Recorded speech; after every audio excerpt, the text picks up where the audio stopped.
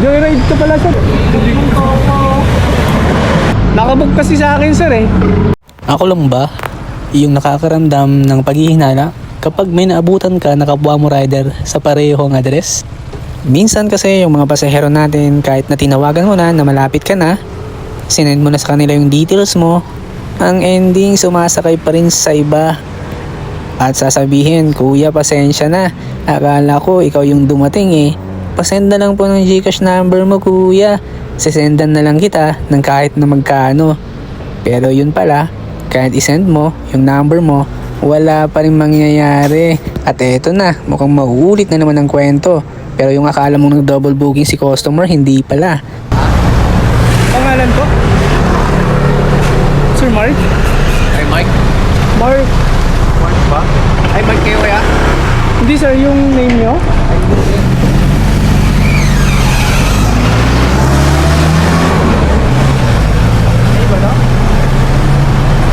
Naku, iba yung ano niya, iba yung pinikot niya.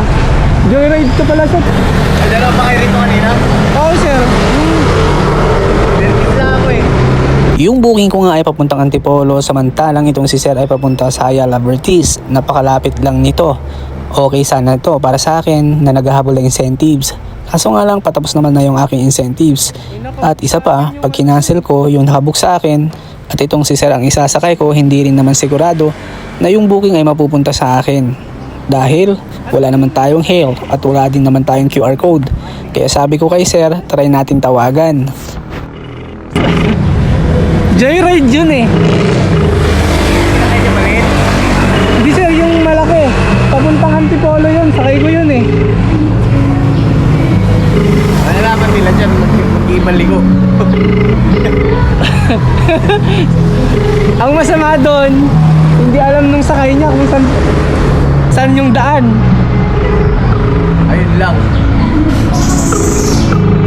Nakabook kasi sa akin sir eh. Hindi ko pwede i-cancel to. Dito nga ay sinusubukan ko pa rin na tawagan yung aking pasahero dahil nagbabakasakali ako na masagot niya agad yung aking tawag. Pero nakailang tawag na ako. Mukhang nakatago na yung kanyang cellphone dahil ang akala niya yung kanyang nasakyan ay yun na yung kanyang rider. Aray ko.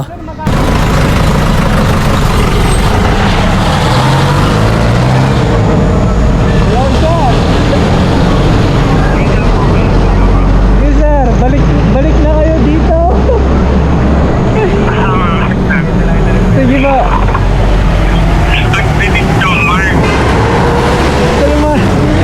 Ayun naman pala, nagkamali ng pandinig yung aking pasahero. Akala daw niya, pangalan niya yung nabanggit.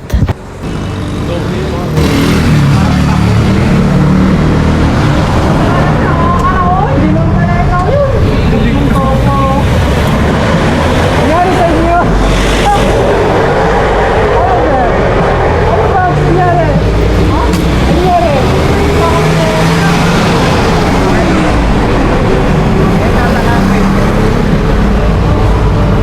Wala yung nakalagay dito. Dito rin ka?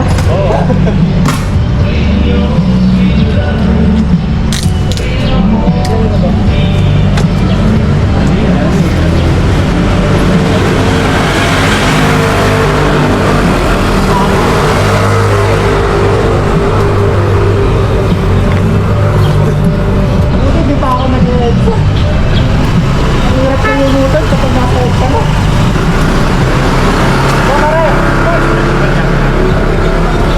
Kaya naman, paalala ulit sa ating mga pasahero na wag po kayo agad-agad sumasakay sa mga rider. Una, tingnan nyo po yung kanyang plaka kung tama yung naka-register sa inyong application. Pangalawa, tanungin nyo po yung pangalan ng rider.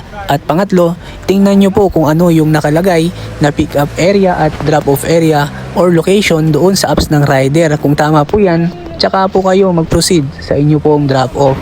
At sa mga rider naman, mga fafa, eto na para maiwasan yung ating mga problema. Kasi ikaw din ang mahihirapan yan, ibabalik mo pa yung customer.